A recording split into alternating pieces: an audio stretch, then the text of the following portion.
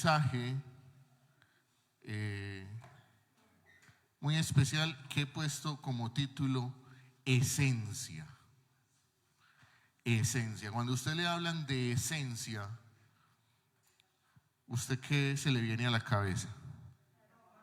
Aroma, dicen por acá. ¿Qué más? ¿Cómo? Calidad.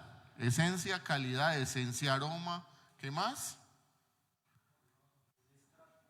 Un extracto, ¿cierto?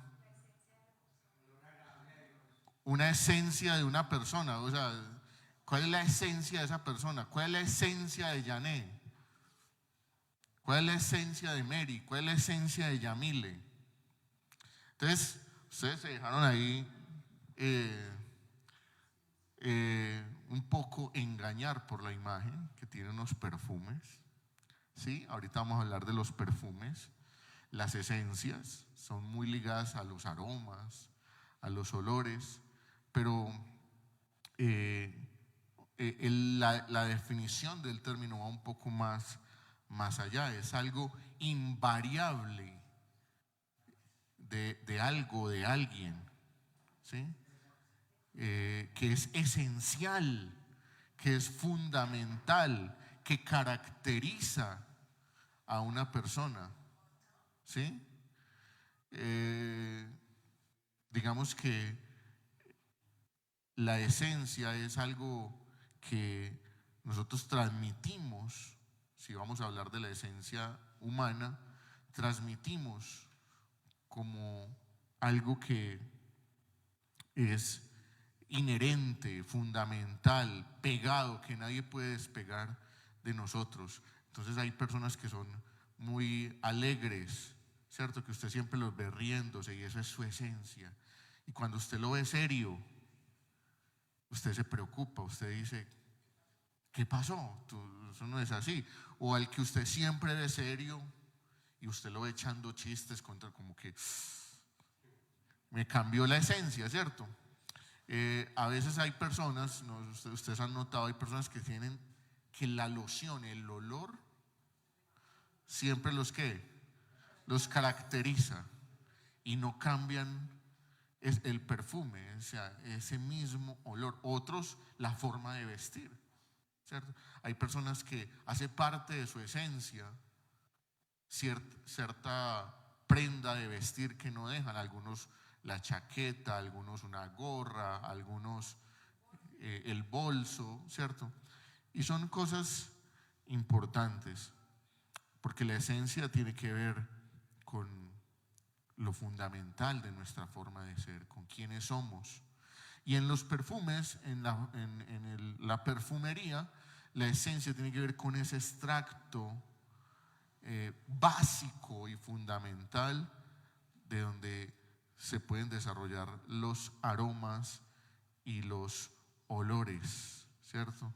Entonces a veces dicen es que este es un perfume dulce, amaderado, este es un perfume floral, ¿sí? Y digamos que de dónde surge esa base del perfume. Y en eso la pregunta es, ¿cuál es tu esencia hoy? Si yo me acerco a Deyanira, ¿a qué huele Deyanira hoy? Si yo me acerco a Julián, ¿a qué sabe Julián? ¿Sí? No me digan que a chocolate. Si yo me acerco a William, ¿qué siento de William? ¿Cuál es tu esencia hoy? Y algunos pueden decir, quien se acerca a mí, inmediatamente queda impregnado de alegría, queda impregnado de esperanza, queda impregnado de ánimo. Otros podrán decir, quien se acerque a mí hoy, como estoy hoy, va a salir triste, aburrido, amargado, golpeado. ¿Qué estás transmitiendo hoy? En tu casa, en tu trabajo, en tu cuadra, en la iglesia, la gente se acerca a ti y qué esencia está viendo en ti. Algunas personas podrían decir: a mí en el pasado yo inspiraba alegría, yo inspiraba adoración, yo inspiraba esperanza, pero hoy no inspiro nada. ¿Cuál es tu esencia hoy? Y quiero que vamos a un texto en la palabra de Dios con esa pregunta que nos la vamos a tratar de responder durante este rato. Hechos, y vamos a ver dos historias hoy, dos en uno. Hoy es dos en uno, no porque sea el Black Day, sino porque vamos a ver en esta porción, vamos a ver dos cosas importantes. Vamos a detenerla ahí, todavía no me pasen las preguntas hasta que leamos esta porción. Hechos capítulo 16, versículo 11, y vamos a leer hasta el 15. Dice en esta versión, dice la conversión de Lidia. Dice: así que saliendo de Troas, navegamos. ¿Quién está hablando ahí? El apóstol Pablo. Navegamos con rumbo directo a Samotracia y al día siguiente a Neápolis. Versículo 12. De allí fuimos a Filipos, que es una ciudad principal de la provincia de Macedonia, una colonia romana que está en la ciudad, y nos quedamos allí por varios días. El día de reposo salimos fuera de la puerta a la orilla de un río donde pensábamos que habría un lugar ¿de qué? De oración. Nos sentamos y comenzamos a hablar con las mujeres que se habían reunido. Y escuchen esto: y estaba escuchando cierta mujer llamada Lidia, de la ciudad de Tiatira, vendedora de telas de púrpura, que adoraba ¿a quién? Que adoraba a Dios. Y el Señor abrió su corazón para que recibiera lo que Pablo decía. Cuando ella y su familia se bautizaron, nos rogó: si juzgan que soy fiel al Señor, vengan a mi casa y quédense en ella. Y nos persuadió a ir. Puede tomar asiento. Mire lo que pasó con esta mujer. Mire lo que pasó con esta mujer. ¿Qué detalles le llamaron a usted la atención en esa lectura? Pablo estaba buscando un lugar donde congregarse, un lugar donde ir a orar, en Filipos. Aparentemente no había dónde. Así es que le tocó en el camino sentarse a tal vez compartir, como dice el pasaje, la palabra de Dios. Y en ese compartir, básicamente, había un grupo de mujeres.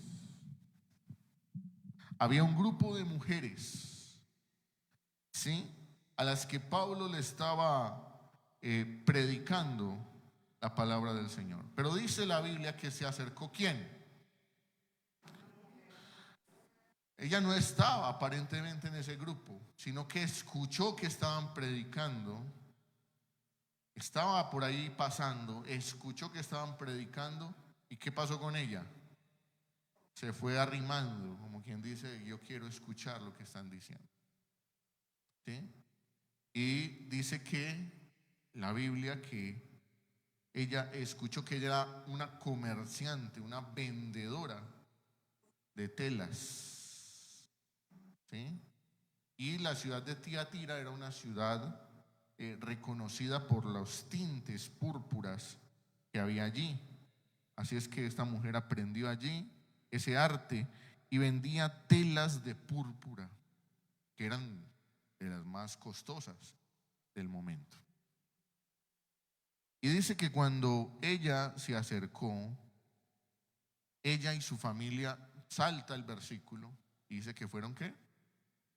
Bautizados. O sea, da la impresión de que esta mujer creyó e inmediatamente ¿qué? Tomó acción. Y quiero hacer 3 preguntas en ese pasaje. ¿Por qué Lidia se convirtió al evangelio? ¿Por qué Lidia se convirtió al evangelio?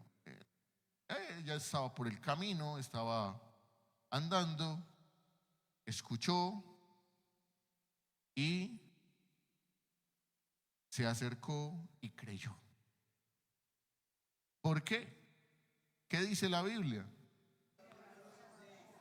Porque el Señor abrió ¿qué? Su corazón. No sabemos si las otras mujeres que escucharon a Pablo se convirtieron, pero sabemos que Lidia, que no estaba en ese grupo inicial, pasaba por el camino. Y ahí entendemos que cuando las personas llegamos a Jesús no es una casualidad.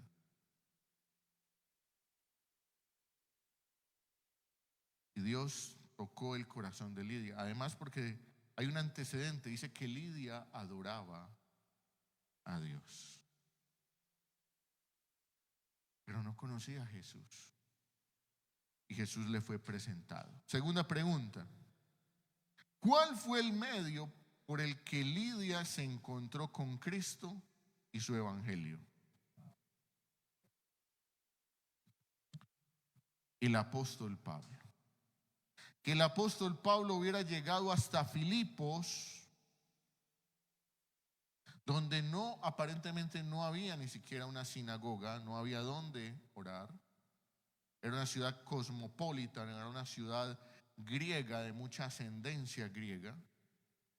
Y le tocó en el camino improvisar, como quien dice, no hubo culto, pues para ponerlo en términos de hoy en día, no habrá en Castilla una iglesia donde congregarse. Y tal vez si fuera hoy en día diríamos, no hay, quedémonos en la casa viendo televisión. ¿Qué hizo Pablo? En el camino, en una sombra seguramente, venga, no hay dónde, empecemos a orar y a predicar la palabra de Dios. Y Pablo hizo lo que debía hacer. Entonces, aquí vamos teniendo 2 enseñanzas muy potentes. La primera es que Dios puso en el corazón de Lidia recibir el evangelio. Dios sigue poniendo hoy en las personas, en su corazón, recibir el evangelio. Hay muchas personas que necesitan, que quieren, que están esperando recibir el evangelio. Pero no es suficiente con que Dios ponga en el corazón de la persona. Debe haber un medio, un canal. Y ahí estaba el apóstol Pablo. Si Pablo no estuviera predicando, si Pablo se hubiera quedado dormido ese sábado, ese día de reposo, diciendo no hay sinagoga, no hay dónde, entonces quedémonos aquí chistes o quedémonos durmiendo, no, Lidia no hubiese conocido de Cristo. Necesitamos más Pablos que estén anunciando el evangelio. Y tal vez Pablo estaba sembrando donde no iba a pasar nada, en ese grupo de mujeres, pero Dios puso a alguien que sí necesitaba recibir a Cristo en su corazón. A veces nosotros decimos, ¿yo para qué le predico más a mi familia si ya ellos saben que soy evangélico, ellos saben que voy a la iglesia, ya les he hablado alguna vez de que Cristo murió por ellos, ellos ya saben, ellos no se convierten? Pero no sabemos si un cuñado, un vecino que está con nuestra familia ese día, o una persona que pase sea la que Dios esté llamando, y tú seas el canal para que esa persona conozca el Evangelio de Cristo. Y la tercera pregunta es, ¿por qué Pablo estaba allí? ¿Por qué Pablo estaba en Filipos? Si no había nada. Había un montón de gente que no conocía. ¿Ustedes saben qué es lo que pasa después cuando Pablo le escribe la carta a los filipenses? ¿Cómo era la iglesia de los filipenses? ¿Buena, regular o mala?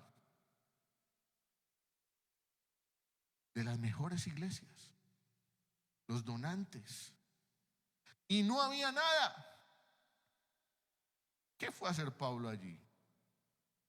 Vio que no había ni siquiera un lugar donde poder orar. Y empezó a predicar el evangelio. Y tal vez Lidia fue la primera de todos los creyentes. ¿Y qué hizo Lidia cuando conoció? Se bautizó. Y seguidamente, ¿qué hizo? ¿Abrió qué? Su casa. Y les dijo, vengan, que ahora sí va a haber un lugar aquí donde orar, donde predicar, donde hablar de la palabra de Dios. Amén. Lidia nos da un ejemplo muy sencillo de creer, accionar y abrir. Y abrió su casa. Y en su casa se predicó el evangelio. Pablo estaba allí porque Dios lo llevó. Pablo estaba allí porque Dios lo llevó. Quiero apelar a su memoria, al recuerdo. ¿Qué recuerdas del día que te convertiste al Señor? ¿Se acuerda? Como decía por ahí el programa, ¿lo recuerda? ¿Qué pasó ese día? ¿Qué recuerdas del día que te convertiste al Señor? ¿Qué recuerdas de la persona que te compartió el evangelio? A ver, recuerde. Hagamos el ejercicio práctico. Tomemos 2 minutos para recordar. Tercera, no se lee ahí. Dice, ¿qué cambio significativo has tenido desde ese día que conociste de Cristo, que realmente entregaste tu vida a Cristo, a hoy? ¿Cuál ha sido el cambio más significativo? ¿Lo recuerda? ¿Lo puede expresar? Yo recuerdo que una vez o varias veces mi papá me contaba cómo había llegado al evangelio. Mi papá recuerda llegar a un hermano, se convirtió al evangelio, su hermano mayor se convirtió al evangelio y empezó a predicarle a toda la familia acerca de Cristo, acerca de Jesús. Mi papá estaba joven y no le prestaba mucha atención a lo que su hermano le enseñaba. Pero algo que me dice mi papá que no se le olvida es que su hermano siempre fue un ejemplo en su vida. Que su hermano muchas veces se quitaba el pan de la boca para dárselo a sus hermanos. Eran muy pobres, muy pobres. Mi papá decía que a veces no les alcanzaba sino para una comida diaria. Y este hermano empezó a trabajar y Dios empezó a bendecir su vida y él empezó a hacerse cargo de todos los demás hermanos y de su familia.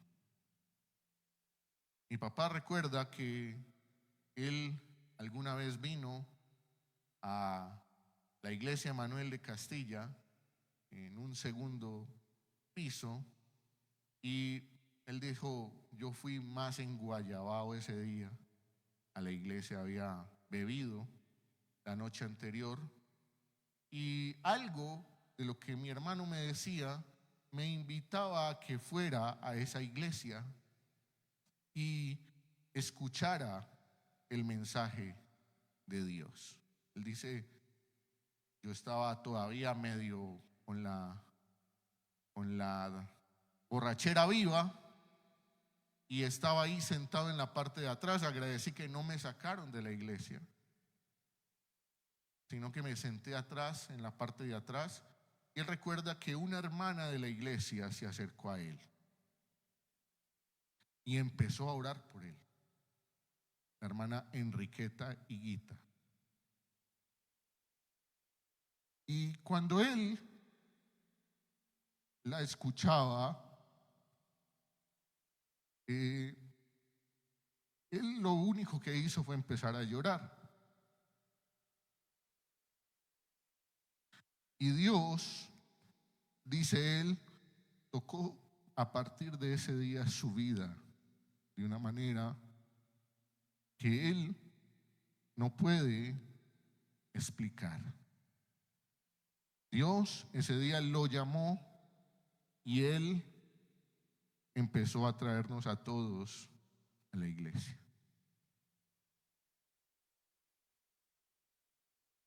¿Qué recuerdas del día que te convertiste al Señor? ¿Qué recuerdas? ¿Qué estabas haciendo? ¿Y qué recuerdas de la persona que te compartió el Evangelio? ¿Qué cambio significativo? Porque a partir de ahí la vida de mi papá cambió absolutamente, totalmente. Y a veces estas cosas son conversaciones que no hacemos, sobre todo los padres con los hijos. Alguna vez cuando yo era adolescente me pregunté, pero yo ¿por qué soy evangélico? Pues para mis papás, ¿por qué les dio por traerme a una iglesia evangélica si aquí no se pueden hacer un montón de cosas? Si aquí se prohíben un montón de cosas. Y recuerdo que yo me hacía esa pregunta en la adolescencia. Y lo único que yo sabía es que todos los días había que marchar hacia la iglesia, los jueves y los domingos. Había que venir. Y los domingos por la tarde también nos hacían venir, a las 5 de la tarde. Y era lo único que sabíamos, que había que venir. Sin mucha esencia, sin pensar mucho a qué veníamos. Pero después de un tiempo entendí qué tal que no. ¿Qué tal que no? ¿Qué hubiese sido de mi vida si mi papá hubiese seguido en lo que estaba antes de conocer a Cristo? ¿Qué hubiera sido de nuestra familia? ¿Qué hubiera sido de nuestra vida? No lo sabemos, pero algo estoy convencido, no hubiese sido mejor de lo que es hoy. Así es que cuando Dios te llama, no te llama simplemente para un cambio cosmético, te llama para un cambio real, profundo en tu vida. Y yo le puedo decir a los jóvenes, a los adolescentes, no hay nada que ir a ver al mundo que sea más interesante que tener a Cristo en el corazón. Porque con Cristo también se es mucho más feliz. Porque en Cristo se pueden cumplir los sueños. Porque en Cristo podemos avanzar de una mejor manera, sin tanto tropiezo, sin tanto rodeo. con Cristo es mejor. ¿Qué cambio significativo has tenido en tu vida a partir del momento en el que conociste de Dios? Es muy valioso. Adelante. Porque de repente, cuando hacemos la pregunta de ¿qué recuerdas de la persona que te compartió el Evangelio? Yo me hacía una pregunta muy significativa.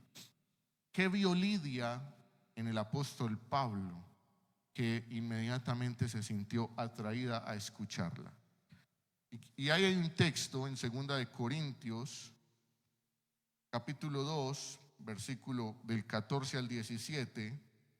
Dice: mas a Dios gracias, el cual se hace siempre que triunfemos en Cristo Jesús y manifiesta el olor de su conocimiento por nosotros en todo lugar.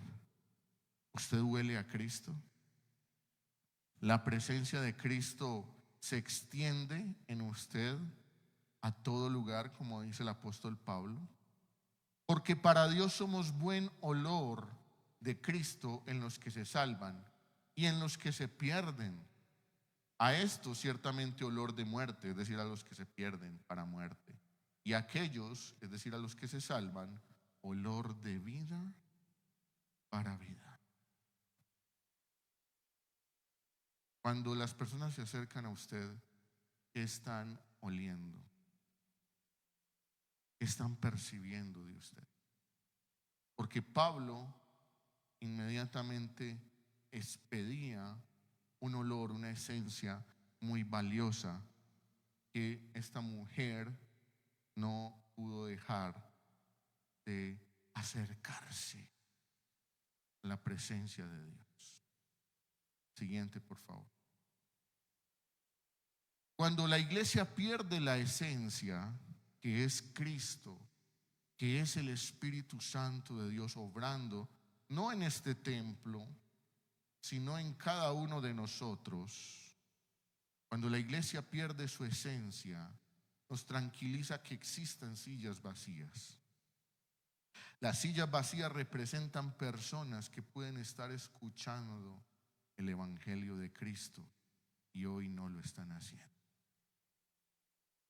Y si aquí hay sillas vacías, es porque nos está faltando todavía.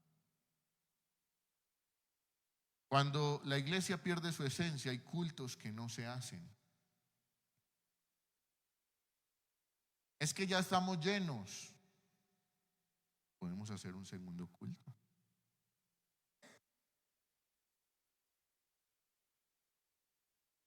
Cuando la iglesia pierde su esencia, hay enfermos que no son sanos.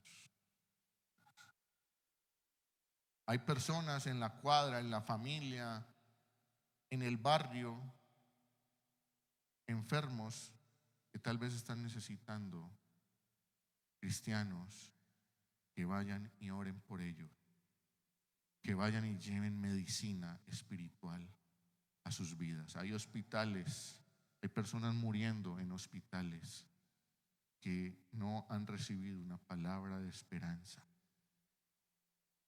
Hay enfermos que no son sanos. Hay pecadores que se pierden sin un mensaje. ¿Usted cree que sería válido que una persona de esta cuadra se perdiera sin escuchar al menos un mensaje cuando aquí hay una iglesia cristiana y que ve desfilar cada 8 días 100, 110 personas, 120 personas hacia acá y que no tenga ni siquiera alguna vez un mensaje? Hay pecadores que se pierden en nuestras cuadras. hay vecinos que se pierden en nuestras cuadras. Aquí los niños le dan ejemplo a uno. Cuando en este mes pasado que estuve a cargo de la iglesia, María Paz me hizo pues muchas preguntas. ¿Cómo así que el pastor se fue? Y entonces tú eres el pastor ahora. Y entonces ya vas a trabajar en el pastorado. Y entonces la iglesia. Yo sí. Entonces María Paz un día salía del edificio donde vivimos y una de las vigilantes, mujer, le dijo: ay, ¿cómo estás de linda? ¿Para dónde vas? Ella dijo: yo voy para la iglesia porque mi papá es pastor. Entonces la vigilante dijo: ¿es pastor? Ay, muy bueno, qué bueno. Entonces ella abordó a Claudia, mi esposa, porque yo no estaba ahí en ese momento, y le dijo: ¿es verdad que el papá de María Paz es pastor? Y ella le dijo: sí, nosotros vamos a la iglesia y en este momento estamos a cargo de la iglesia. Dijo: yo quiero que usted ore por mí.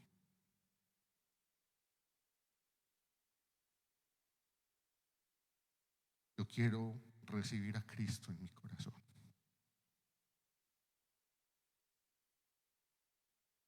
No sabemos quién se está perdiendo.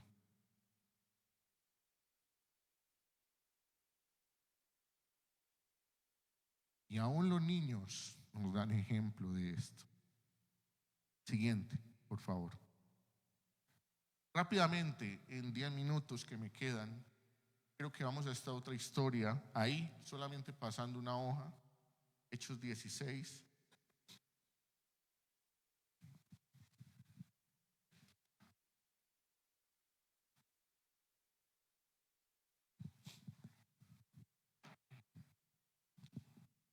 Hechos 16, un pasaje muy conocido. Ahí, solamente pasando una hoja. Este mismo Pablo que estaba predicando con su amigo Silas se mete en un problema por andar predicando el evangelio y lo meten a la cárcel. Todos conocemos la historia, encarcelados en Filipos. Y quiero que leamos el versículo 25, gracias. En adelante dice: como a medianoche Pablo y Silas estaban en la cárcel. Recuerden, ¿qué estaban haciendo? Oraban y cantaban, ¿qué? ¿Y quiénes los escuchaban? Los presos los escuchaban. De repente se produjo un gran terremoto, de tal manera que los cimientos de la cárcel fueron sacudidos al instante y se abrieron todas las puertas y las cadenas de todos se soltaron. Al despertar, o sea que el carcelero estaba como dormido. Al despertar el carcelero y a ver todas las puertas abiertas de la cárcel, sacó su espada y se iba ¿a qué? A matar, creyendo que los prisioneros se habían escapado. Pero Pablo clamó a gran voz diciendo: no te hagas ningún mal, pues todos estamos aquí. Entonces él pidió luz y se precipitó adentro y temblando se postró ante Pablo y Silas, y después de sacarlos dijo: señores, ¿qué debo hacer para ser salvo? Y ellos respondieron: cree en el Señor Jesús y serás salvo tú y tu casa. Ahora estamos en otra situación. Pablo y Silas no estaban por ahí caminando en el camino. No estaban en una congregación, no estaban en una sinagoga. Estaban ¿en dónde? En una cárcel. ¿Qué pasaría si usted estuviera en una cárcel? Si a usted lo cogieran injustamente, sale aquí del culto, para en la esquina, viene la policía, le dice: señor, usted venga para acá, nos vamos para el búnker de la fiscalía. Metido allá, esposado. Y dice: usted se tiene que quedar aquí. Y usted no sabe ni siquiera por qué. Usted lo meten ahí a la cárcel. ¿Usted qué hace?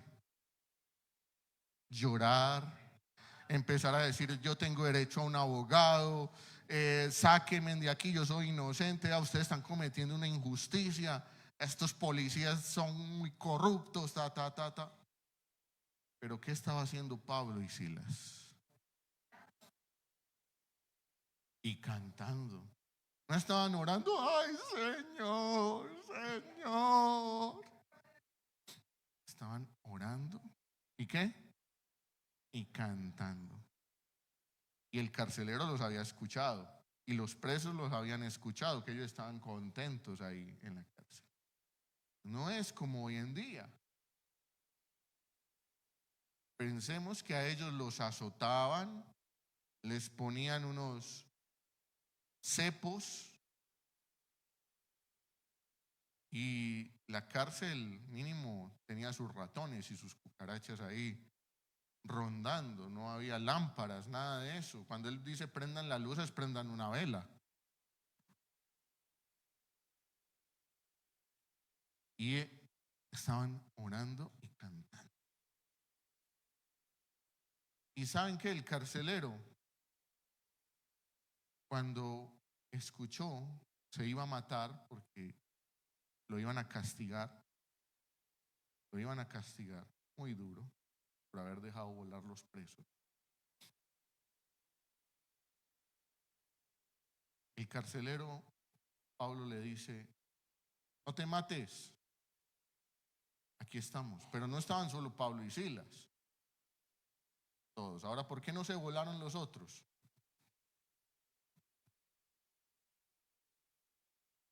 No se volaron. Milagro en la cárcel de Filipos.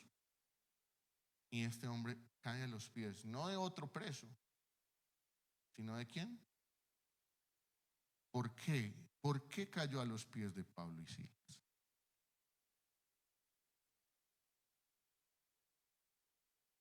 ¿Por qué el carcelero se convirtió? Solamente pudo haber sido un susto. ¡Oh! Gracias a Dios están aquí. Ahora cada uno en filita vuelve a su celda y yo voy a llamar refuerzos. Él cae a los pies de Pablo y Silas. ¿Por qué se convirtió?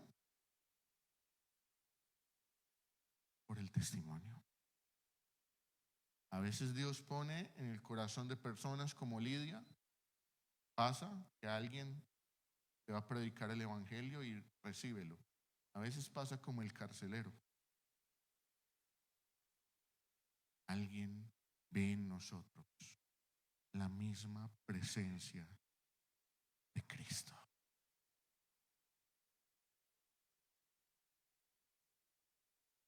¿Qué tenían Pablo y Silas aún en medio de esa gran dificultad? ¿Estás pasando por alguna dificultad? ¿Estás pasando por un momento difícil? ¿Por un momento duro? ¿Y eso te ha quitado el gozo del Señor? Pablo y Silas tenían gozo aún en medio de las pruebas. ¿Qué tenemos tú y yo? ¿Cuál es la esencia que tú y yo estamos mostrando a los carceleros? Es decir, a esas personas que se arriman por necesidad, por un problema. ¿Y cómo se devuelven?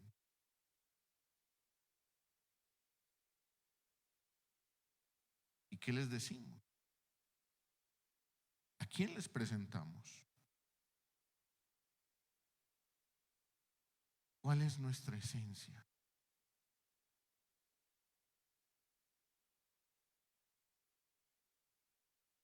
Pablo y Silas se pusieron en el lugar del carcelero. Tal vez podían haber dicho: milagro, volémonos.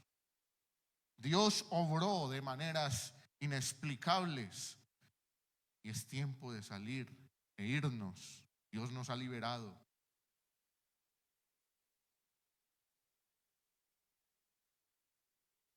Pero el carcelero necesitaba ser salvo. Necesitaba ser salvo. Él y toda su casa.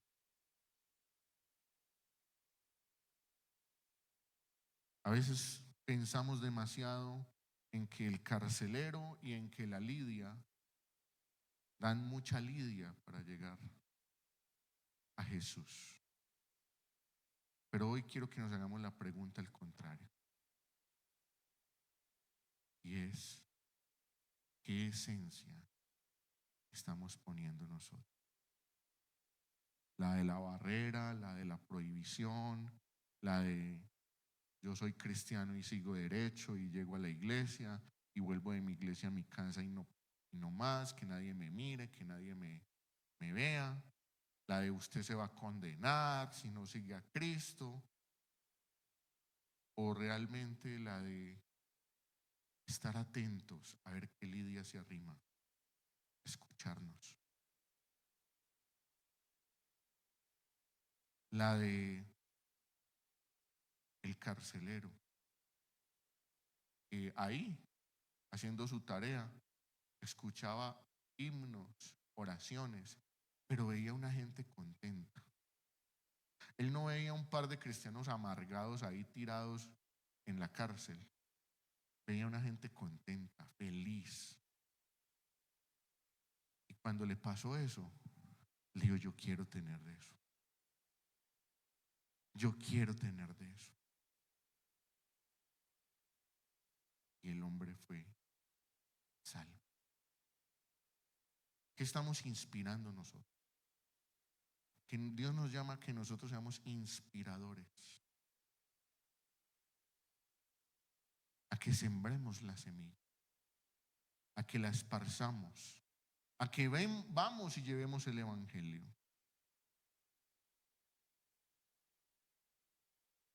A que llevemos la palabra de Dios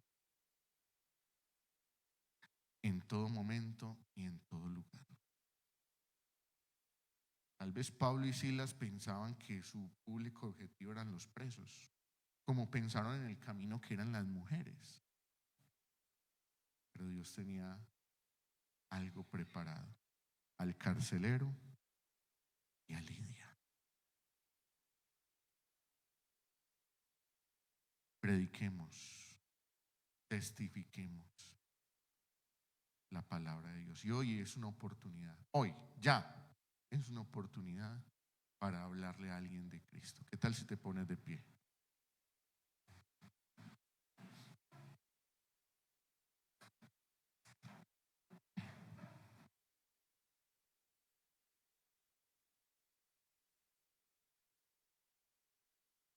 Cuando Jesús envió a los discípulos a su primera misión, les dijo: vayan de dos en dos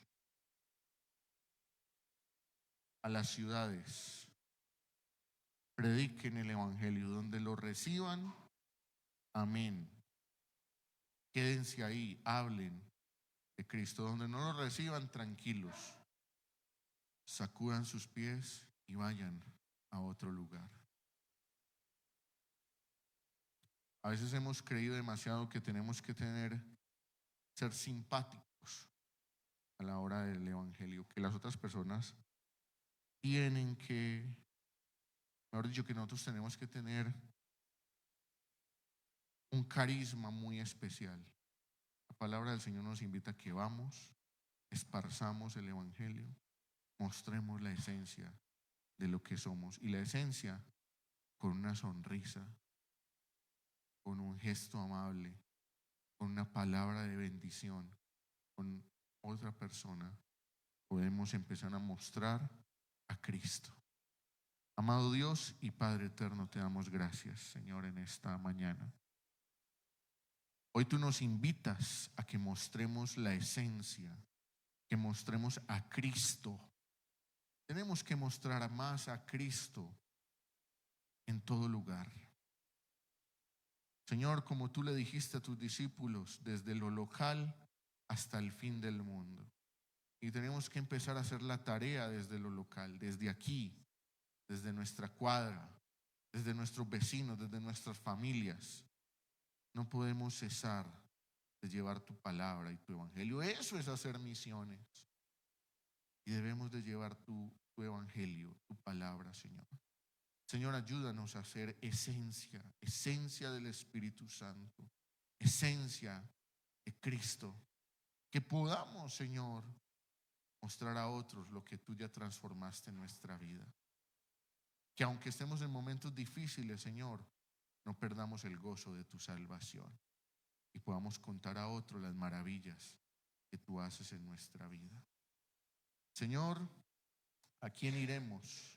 Solo tú tienes palabras de vida eterna. Y yo creo en un Dios que tiene el poder para levantar, para abrir celdas, para tocar corazones, Señor, para ministrar y para transformar vidas. En ese Dios yo creo. Y Señor, en ese Dios es en el que yo pongo mi fe y mi esperanza. Así es, Señor, que te pido que bendigas esta iglesia y nos ayudes a todos a predicar el evangelio con valentía, pero sobre todo con amor. Te damos gracias en el nombre de Jesús. Amén.